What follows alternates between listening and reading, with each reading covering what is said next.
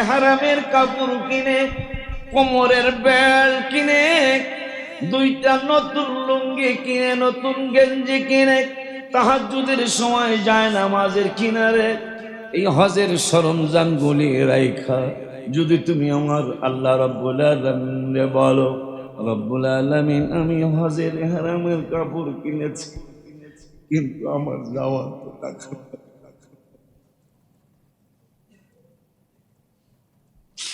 আমি তো কোন জুমায় জানি আপনাদেরকে জানাইলাম আল্লাহ অভিনয়টা বড় পছন্দ করেন। সুবহান আল্লাহ অভিনয়টা বড় পছন্দ করেন। এই জন্য জাকারিয়া নবী তিনি শেষ বয়সে ৯২ বছর বয়স মুবারকে আল্লাহকে বললেন, ক্বালা রব্বি ইন্নী ওয়ানাল আযমু মিন্নী ওয়াশতাআলার রাসু শাইবা। শেষ বয়সে তিনি যখন হাতাটারে গোছায়া, পাঞ্জাবের হাতাটারে গোছায়া কোনোর উপর পর্যন্ত বাহির কইরা মাথার টুপিটারে কইল, আমার আল্লাহরে ডেকে বললেন, আল্লাহ তুমি আমার হাতের দিকে তাকাও, আমার হাতে কিন্তু হাড্ডি ছাড়া কোনো কষ্ট নাই।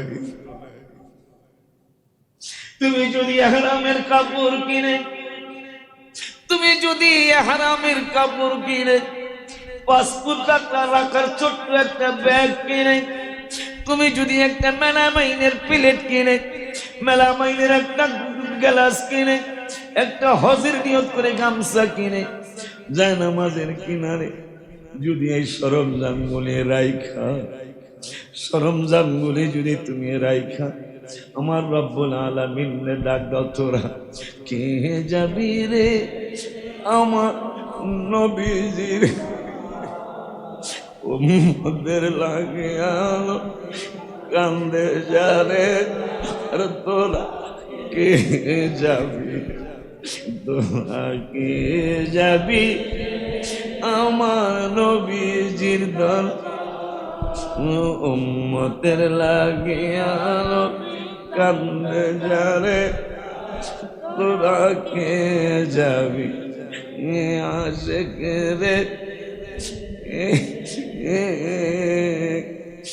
মিলাদুন নবীর দিনে নবী রব্বি হাবলি উম্মতি বলেছে বার, উম্মতির লাগিয়া নবী দয়ার সাগর, তোরা কে যাবি আমার নবীজির দল উম্মতের লাগিয়া কান্দে যারে যার, কে যাবি রে তোরা কে যাবি আমার উম্মত দরবার, উম্মতের লাগে নবী কান্দে যারে যার, তোরা আব্বা জানলে আমার তুমি টাকা জমাইতেছ ৬০ বছরের জন্য, ৬০,০০০ বছর তো তুমি কবরে থাকবে না, ৬০ লক্ষ বছর না, না জানি কত কোটি বছর তোমাকে ওই অন্ধকার কবরে থাকা লাগে।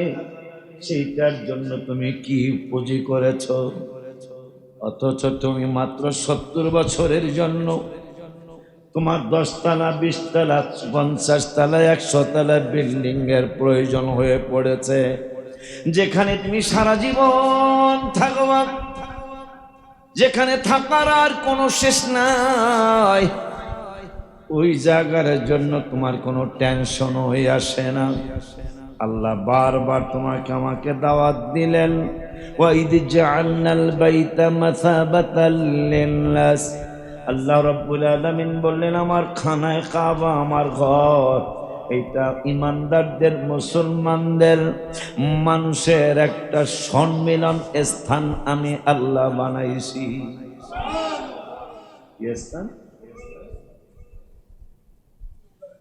ইমানদারের সম্মেলন স্থান, ইমানদারের পবিত্র জনসভা, ইমানদারদের ইবাদতের জায়গা, ইমানদারদের তাওয়াফের জায়গা, ইমানদারদের গুনাহ মাফের জায়গা, ইমানদারদের রোনাজারি করার জায়গা।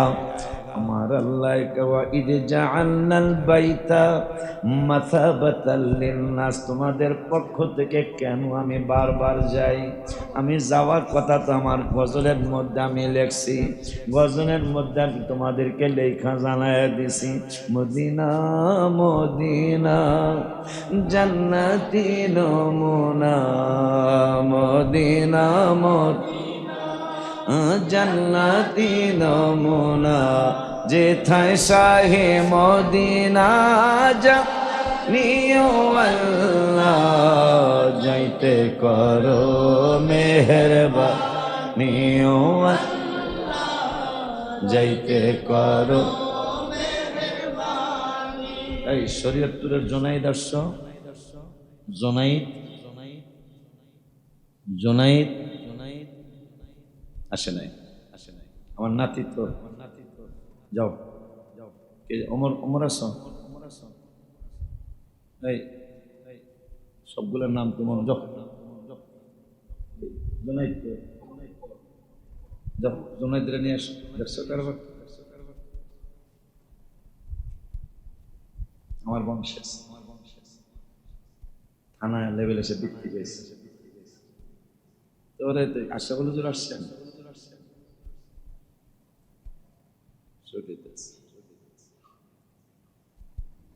অলিউল্লাহ ঘুরি শুধু নবীকে পাইতে, তাই তো বারবার যাই সোনার মদিনাত। এ দয়াল আল্লাহ দেখাও প্রিয় আকাকে, দয়াল আল্লাহ দেখাও এ পূরণ করো আর যে খা আল্লাহ, যাইতে করো নিও আল্লাহ।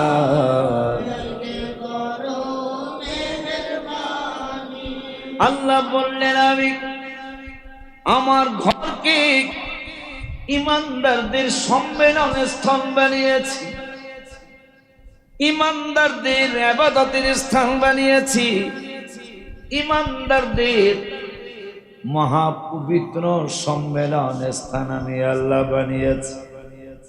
আর কি করছেন? ওয়াইদ জাআলনাল বাইতা মাসাবাতাল লিন্নাসি ওয়াত্তাখিযু মিন মাকামি ইব্রাহিম মুসাল্লা। আর একটা জিনিসও করেছি, কয় কি? আমরা যদি প্রশ্ন করতাম কি, আমার আল্লাহ কয় ইব্রাহিমের দাঁড়াবার স্থানটাকে নামাজের যায় নামাজ বানাও। এই জন্য বারবার যাই রে। টাকা কিন্তু আমার ব্যাংকে নাই,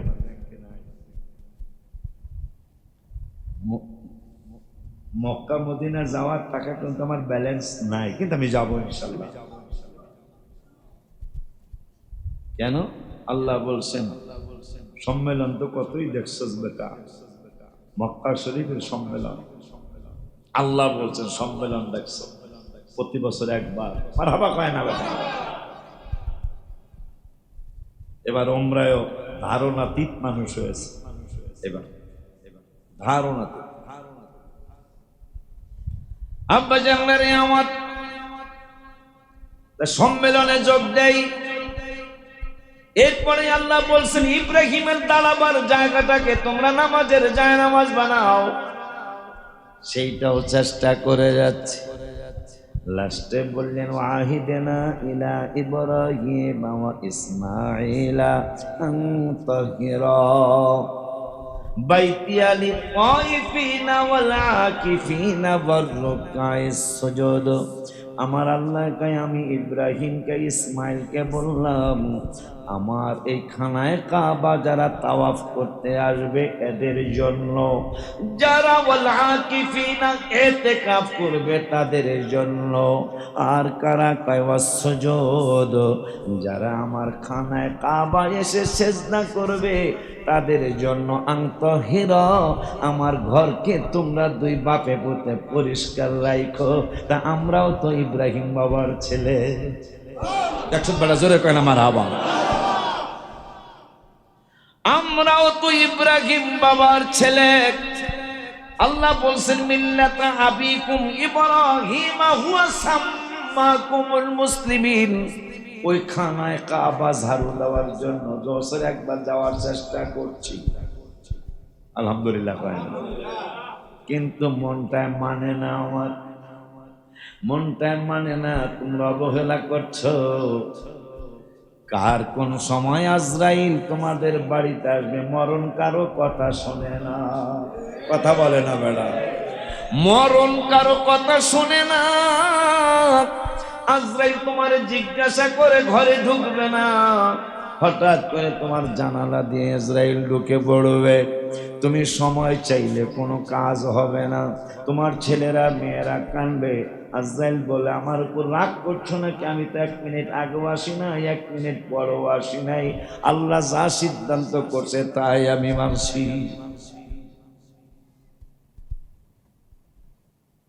নবীজি ধারি গজলটা বাই করতে, অনেক পুরান গজল। নবীজি আমার উম্মতের কান্ডার, নবীজি উম্মতের কান্ডার, কেমনে নবীকে আমি পাব, ও কেমনে নবীকে আমি। এই গজলটা এই ইব্রাহিম বাবার দাঁড়াবার স্থানদারে তোমরা জায়নামাজ বানাও। এইটা পড়ার পরে কিরে ইব্রাহিম বাবার কদম মোবারকে পাথর সুমা খায়া জায়নামাজ হয়ে গেল। আমার হাবা করে কানা বেটা, তো ইব্রাহিম বাবা তো হইতো না আমার নবী না হইলে। এটা অনেক আগের লেখা, অনেক আগে, না হইল 24-25 বছর হবে। হয়ে গেল, হয়ে গেল। নবীজি আমার উম্মতের কান্ডার, নবীজি উম্মতের কান্ডার, কেমনে নবীকে আমি পা, ও কেমনে নবীকে আমি আমি উম্মত। একটা সুদ আমার সুদগুলো দিলে না না। আমি উম্মত নবী গুনাহ বেশুমার, তোমাকে দেখার সাথ মনেতে আমার। আমি উম্মত নবী গুনাহ বেশুমার, তোমাকে দেখার সাথ মনেতে আমার।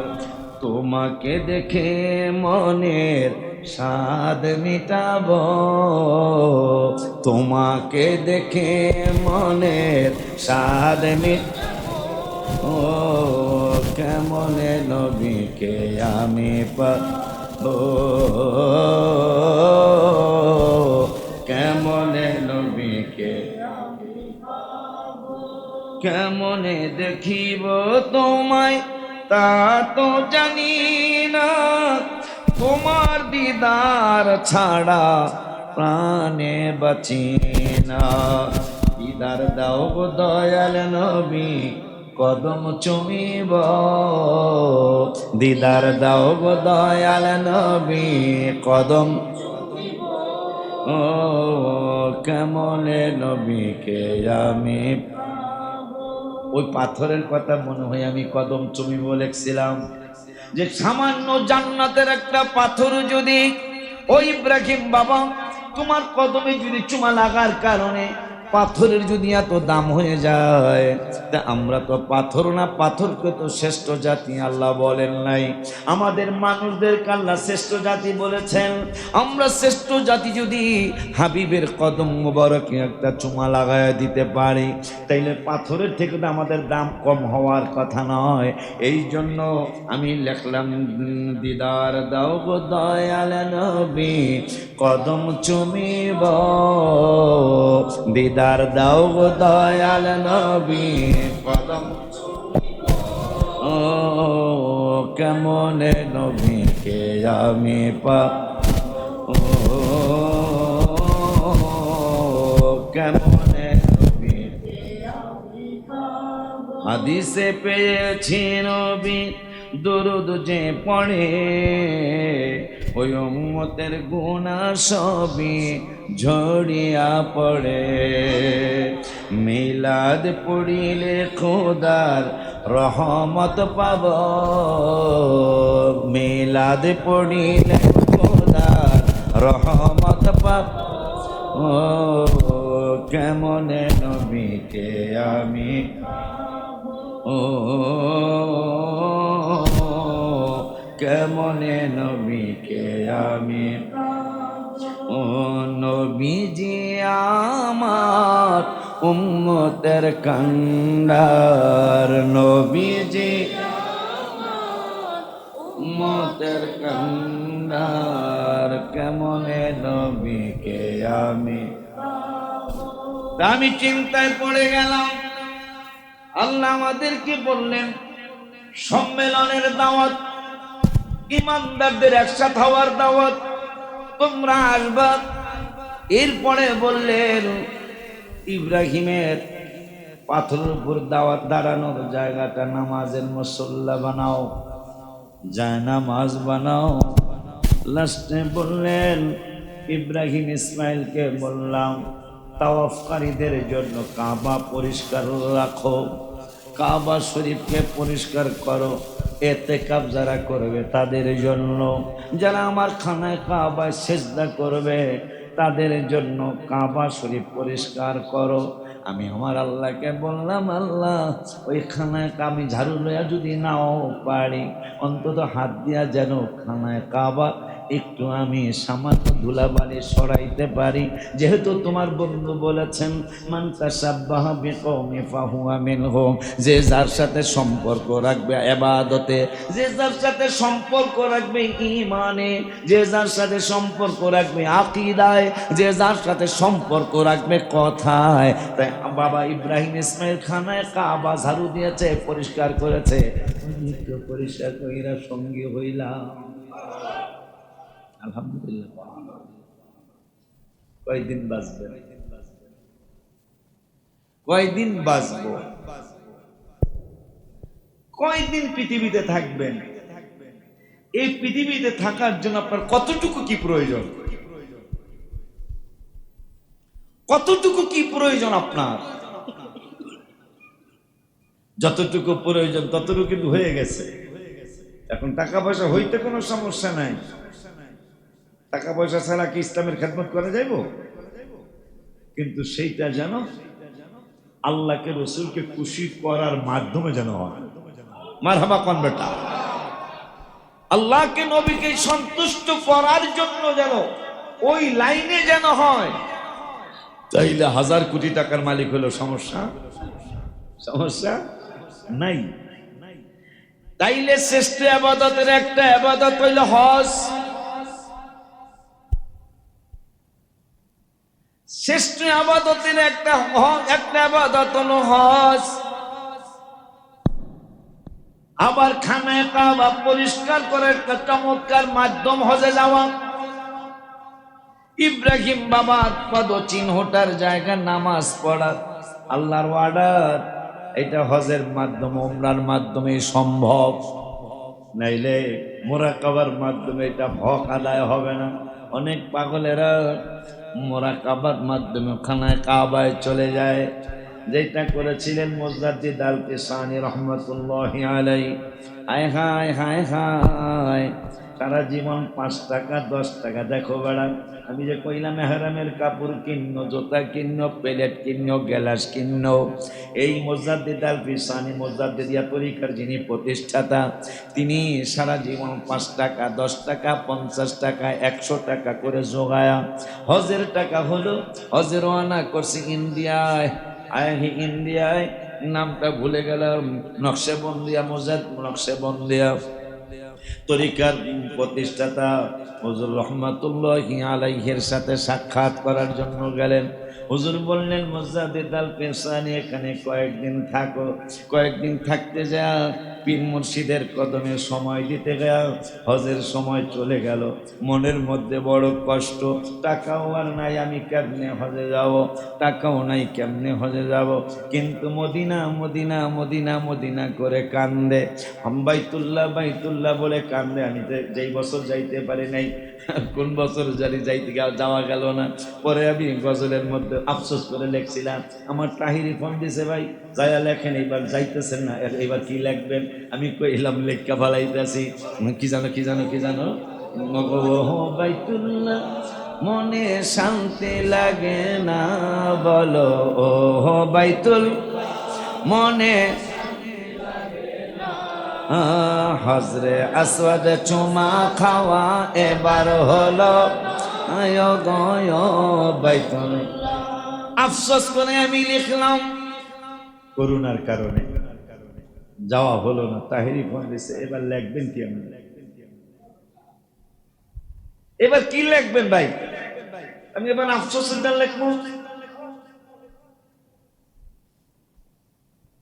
আচ্ছা ভাই করে আছে, ও গো বাইতুল্লাহ মনে শান্তি লাগে, খানায় কাবায় এক এবার হলো,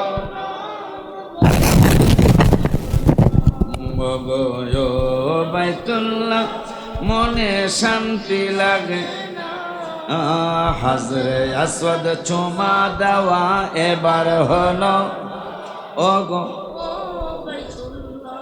আপনারা তো আফসোস করে কইতে পারেন, ও বাইতুল্লাহ আমি যাইতে পারলাম না, কথা কন না কা, ওগো ও বাইতুল্লাহ আমি তো যাইতে পারলাম না। সবার মতো হাজরা বাচ্চা সুমা দিলাম না, ওগো ও বাইতুল্লাহ। আল্লাহ কি ডাক কবুল করতে পারে না? আল্লাহ ডাক কবুল করতে পারে না রে? পারে তো বেটা। পিঁপড়ারে যদি আল্লাহ নিতারে, বাংলাদেশের পিঁপড়া সিরার মধ্যে ঢুকছে, এমন আর জানছে এই সিরা মদিনা যাবে। 2007 সালে না 8 সালে আমার লগের এক হাজি আরাফাতে চিরামুড়ি খাইতে মনে নেই, মদিনা শরীফে এক রুমেই থাকি।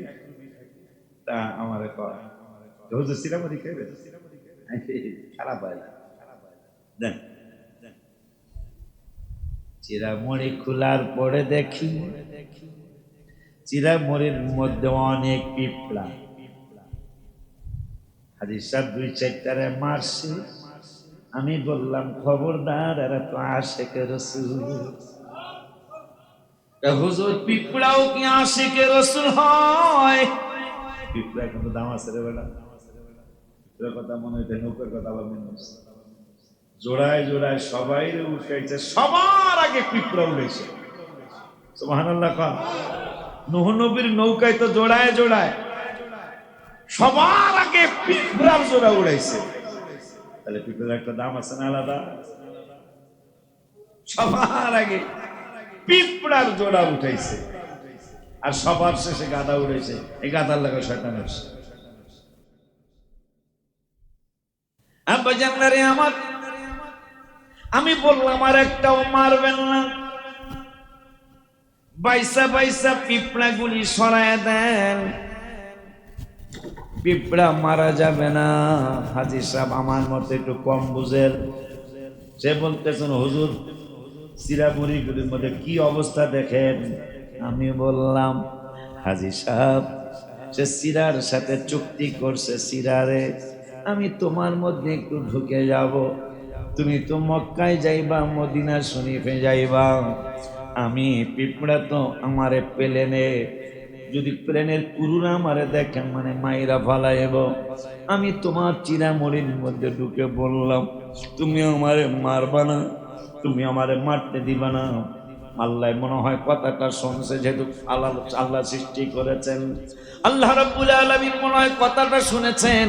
পিঁপড়ায় চিরার কাছে মরির কাছে বলছে, আমি তোমার মধ্যে ঢুকে পড়ছি, তোমার মধ্যে ঢুকে তুমি এই গাঁটটি বানবা। গাঁটটিটা বান্ধার পরে মক্কা শরীফ মদিনা শরীফ যে আমারে তোমার চিরামুরের গাঁটটিটা খুলবা। আমার খবরদার আর একটু কথাও কই, ওগো আল্লাহ তুমি কিন্তু একটা দয়া কইরো, হাজী সাহেব আরাফাতে ওই চিরা খাওয়ার কথা মনে করায়ও না, মক্কায়ও মনে করায়ও না। আমার নূরের নবী মদিনাতুল মুনাওয়ারায় যখন এই গাঁটটি যাবে তখন তুমি হাজী সাহেবকে মনে করায়।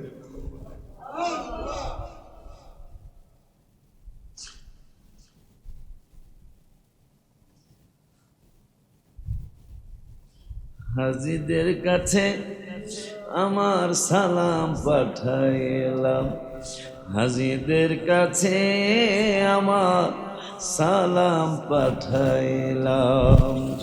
বাজান রে আমি বললাম, হাজী এই পিঁপড়া তো আশিকের রাসূল, এই পিঁপড়া গলিও তো নবীর উম্মত। নবীজি নিজে বলেছেন মুসলিম শরীফে, বুইস্তু ইলান নাসি কাফা, আমি শুধু তোমাদের মুসলমানদের নবী না, আমি সমস্ত মানুষের নবী। ওয়া উরসিলতু ইলাল খালকি কাফা, আমি সমস্ত মাখলুকাতের নবী। মাখলুকাত নবী নবী কইরা কান্দে, শ্রেষ্ঠ মাখলুকাত মানুষ নবীর সাথে বেয়াদবি করে। আমি বললাম, হাজী পিঁপড়াগুলি ছেড়ে দাও। বলতেছে, হুজুর পিঁপড়া কামড়াইতে পারে। আমি বললাম, এই পিঁপড়া কামড়ানোর পিঁপড়া। হাজী সাহেব আপনি খেয়াল করেন। আমার বলে, হুজুর আমি কি খেয়াল করবো? আমি বললাম, পিঁপড়াগুলি ছেড়ে দেন, চিরা মুড়ি মুড়ি আলাদা করে। আপনি এই পিঁপড়াটারে দক্ষিণ দিকে ফিরান, দেখবেন দক্ষিণে যাইব না। এই পিঁপড়াগুলির আপনি উত্তর দিকে ফিরান, দেখবেন উত্তরে যাইব না। পিঁপড়াগুলির আপনি পূর্ব দিকে ফিরান, দেখবেন যাইব না। আমার হাজী সাহেব বলে, কোন দিকে যাবে? বললাম, রওজা মুবারক যেই দিকে, দেখবেন পিঁপড়াগুলি ওই দিকে যায় আমার নবীরে সালাম দেওয়ার জন্য।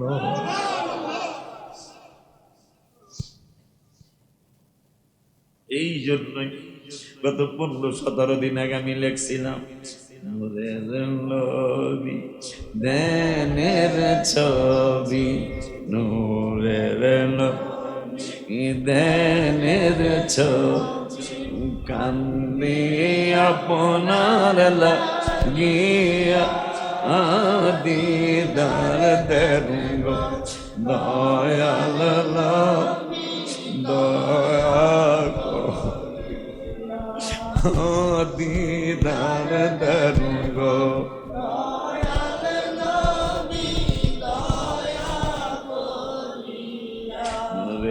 সুর শিখো, নূরের নবী দেনের ছবি, নূরের নবী দেনের ছবি, কান্দে আপনার লাগিয়া দিদার দেন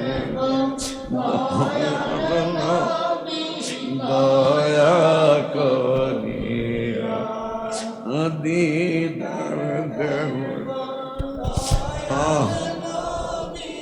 দয়া করিয়া। নবীজি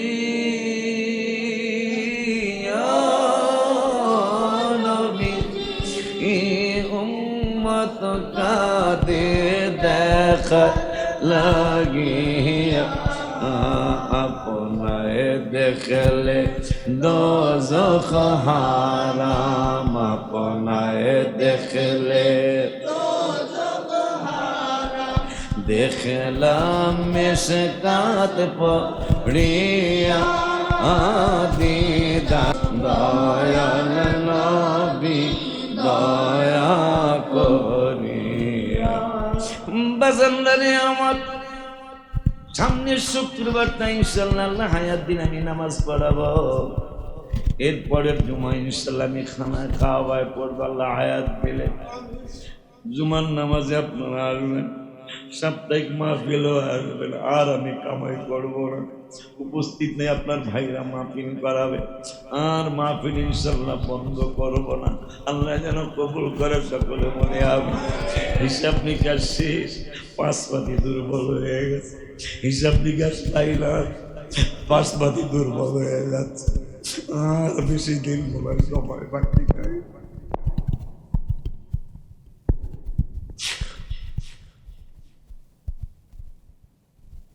আর মনে হয় সময় বেশি দেরি নাই।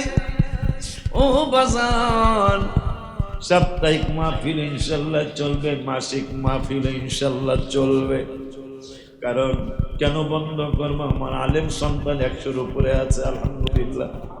শুধু আলেম সন্তান 100-র উপরে আছে। 100 বছরের দরবারও 20 জন আলেম খুঁজা পাইতে কষ্ট হয়। আমার 13 বছরে মাশাআল্লাহ 100-র উপরে আলেম এখানের বায়াত হয়ে গেছে। ইমাম আমি তো ভালো হইতে পারি নাই, কিন্তু ইমাম গাজ্জালি রহমাতুল্লাহি আলাইহি যিনি মুসলমানদের চমকের একজন আইডল, ওই আইডল ইমাম গাজ্জালি রহমাতুল্লাহি আলাইহি বলেছেন, ওরে দুনিয়ার মুসলমান হক দরবার কেমনে চিনবা, মুসলমান জিগা কেমনে চিনব? মনে রাখবা, একজন জেনারেল শিক্ষিত মানুষ বুঝা না বুঝা বায়াত হইতে পারে, কিন্তু একটা আলেম না বুঝা বায়াত হবে না। যেই দরবারে দেখবা আলেমের সংখ্যা মাশাআল্লাহ অনেক, ওই দরবার হক দরবার। সামনের জুমা আমাকে বিদায় দিতে আসবেন, আমাকে দোয়া করে দেওয়ার জন্য আসবেন। আমি আপনাদের জন্য দোয়া করে যাব ইনশাআল্লাহ। আপনাদেরকে নিয়ে আমি বলবো, আপনাদেরকে নিয়ে আমি আপনাদেরকে নিয়ে আল্লাহর হাবিবের প্রশংসা করে, আল্লাহর প্রশংসা করে এরপর আপনাদের কাছ থেকে দোয়া নিয়ে যাব। ও নবী, ও নবী, ও নবী গো, ও পাগল হয়ে দিদার আসে তোমায় ডাকি। পুরান গজল। ও নবী, ও নবী, ও নবী গো, পাগল হয়ে দিদার আসে তোমায় ডাকি। তুমি কোথায় আছো, তুমি কেমন আছো, তুমি